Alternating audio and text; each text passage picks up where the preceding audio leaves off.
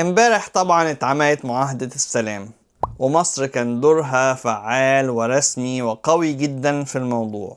طيب السؤال الأهم هو ليه أصحاب الفرح نفسهم ما كانوش موجودين؟ ليه إسرائيل وحماس ما كانوش موجودين عشان يوقعوا على الاتفاق؟ ده سؤال مهم جدا. لكن مين اللي بيمثلهم ومين اللي وقع مكانهم؟ الرئيس دونالد ترامب هو اللي وقع طبعا مكان إسرائيل. الرئيس دونالد ترامب عمل خطوة كبيرة جدا، مش معروف ايه سبب التغير اللي حصل في مزاجه بعد دعمه الكبير جدا لإسرائيل في الفترة اللي فاتت، ولكنه ضغط بشكل كبير جدا على رئيس الوزراء الإسرائيلي نتنياهو عشان يمضي الصفقة. رئيس الوزراء الإسرائيلي كان المفروض ان هو يحضر، ولكن الواضح ان هو قلق ومحبش يكون موجود هناك. ولكن مثل الموضوع طبعا الرئيس دونالد ترامب، هو اللي مضى طبعا معاهدة السلام ومضى معاه الوسطاء.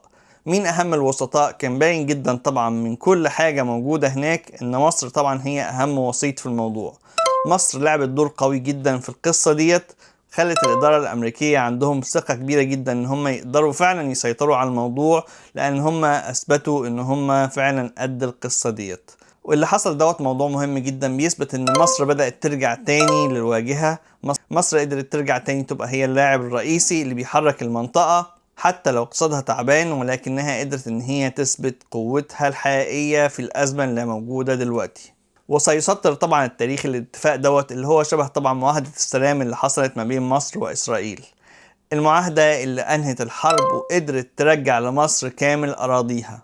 إن شاء الله الموضوع يتم على خير وغزة يعاد تعميرها ونشوف الحياة فيها من أول وجديد. تحياتي لجميع الوعي العاصي من نيوجيرسي، مع السلامة.